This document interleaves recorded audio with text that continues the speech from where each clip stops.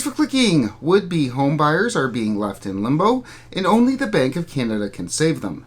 This according to a recent article on the Financial Post. And I really need your help.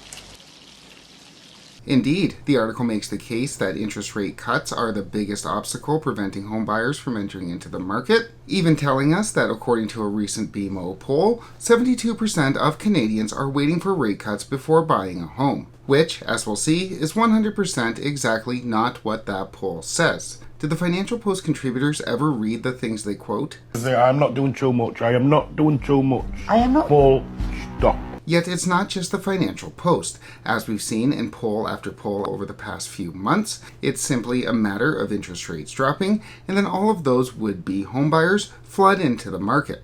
But, as we've talked about before on this channel, while all of these polls ask respondents if it's interest rates that are keeping them from entering into the market, none of these polls ask about prices. So I did. And while a YouTube poll admittedly can only tell us so much, as we'll see today, it followed a lot of the same methodologies and characteristics of a lot of the polls that we see in the media. So what I want to do today is go over the Financial Post article that is floating around, take a look at the results of the poll held on this channel, and then discuss some implications. The Bank of Canada is set to make its next policy rate announcement in exactly 2 weeks on June 5th and have a press conference thereafter, and we'll obviously have an update out on both on this channel. Click like and subscribe if you want to get those updates, but for now, let's get into this article.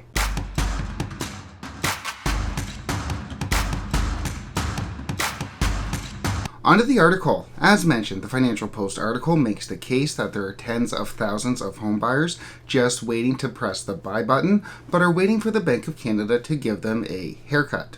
A haircut meaning an interest rate cut. And the article backs up this assertion with a non-fact, noting that a recent BMO poll found that 72% of Canadians won't buy until interest rates come down. Except, as we've discussed before, that is exactly not the case.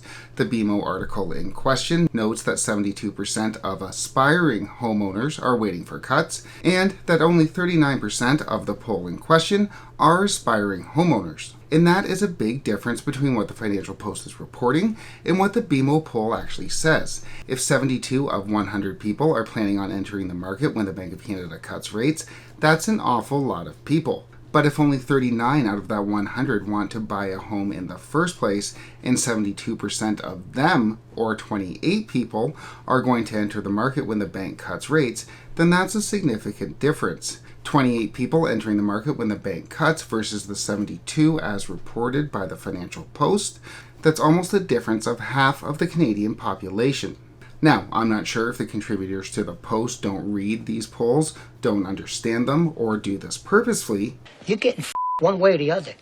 But they've done this before. They did this a few months ago looking at a survey by Royal LePage and noted that 51% of Canadians plan on entering the market when the Bank of Canada cuts rates. When, in actuality, if you read the actual poll, you'll find that it's 51% of 56% of 27%. 56% of 27 is 15, 51% of that puts us around 8%. And the Post reported that 51% would be buying when the bank cuts rates. Again, they're over-reporting the number of people waiting for rate cuts before entering the market by nearly half the population.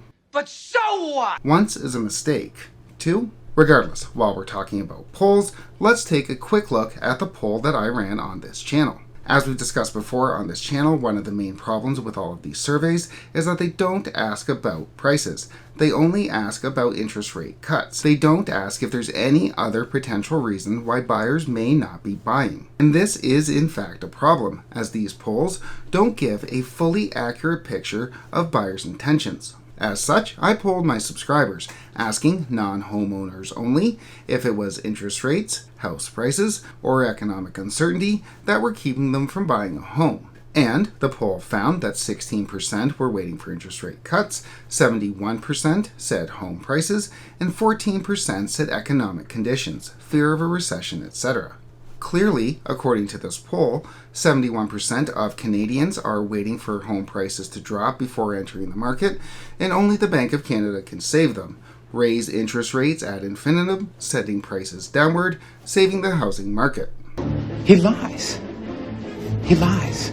Yeah, of course, that's not at all what this poll means. It means that of those Canadians who don't own a home and subscribe to this channel, 71% of them are waiting for prices to drop, 16% are waiting for interest rate cuts, and 14% are concerned about the economy. Now, obviously, at first glance, a YouTube poll wouldn't have as much validity, as much significance, as one of the polls conducted by one of the main polling companies, Ledger, Angus Reid, Ipsos, etc. On a side note, I did contact one of the major polling places on a lark to see how much it would cost to run this poll through them, as if we could use the same methodology used in one of the other surveys, that would add much more validity to our findings.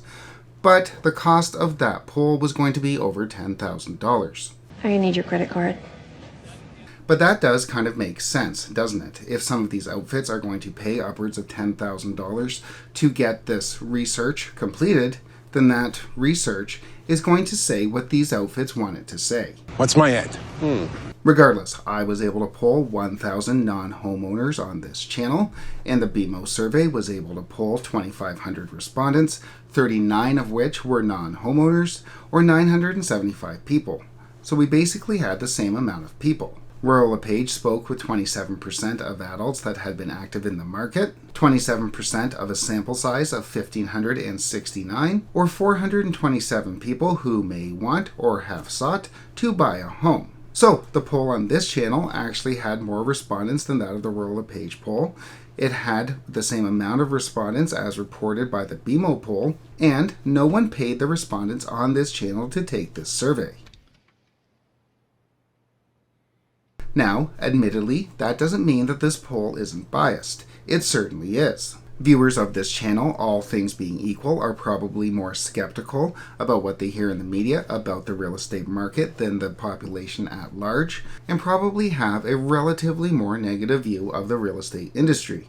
Regardless, every poll is going to have its problems, but if we take all three of these polls together, the BMO, the Rural LePage, and the YouTube poll, we get a much clearer picture of what's going on in the real estate market. We see that there are a significant amount of respondents waiting for interest rate cuts. Billions? BMO's poll showed that 72% of aspiring homeowners are waiting for cuts. The Rural LePage poll showed that of the 27% of the population that had been active in the market, half of them are waiting for the Bank of Canada to cut rates before re-entering into that market. And the poll conducted on this channel showed that 16% of non-homeowners are waiting for interest rate cuts before entering the market.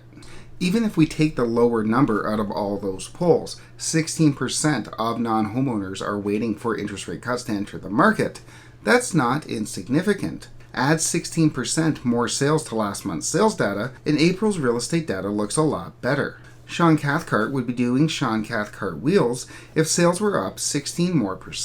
Further, with 70% of non-homeowners waiting for prices to drop, that means that there is indeed a floor on those prices. Now, we don't know exactly where that floor is. YouTube only allows me to ask one question per poll. We'd have to go with one of the bigger polling places like Ipsos, Angus, Ledger to be able to get that subset of data. Your bank card.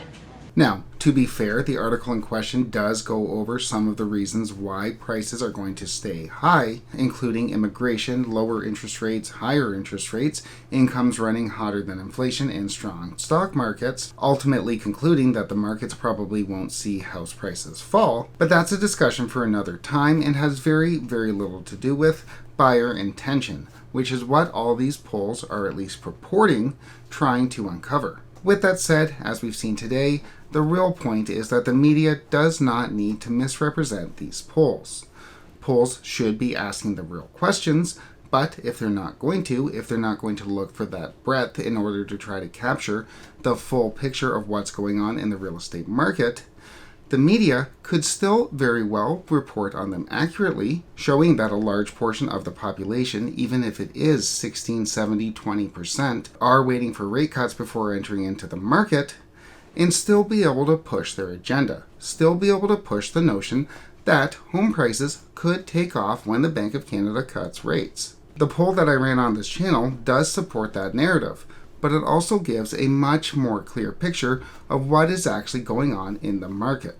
With that said, we will continue to track Canada's real estate market and whether or not a cut from the Bank of Canada does lead to a retaking off of that real estate market. Click like and subscribe if you want to get those updates, but for now, thanks so much for watching.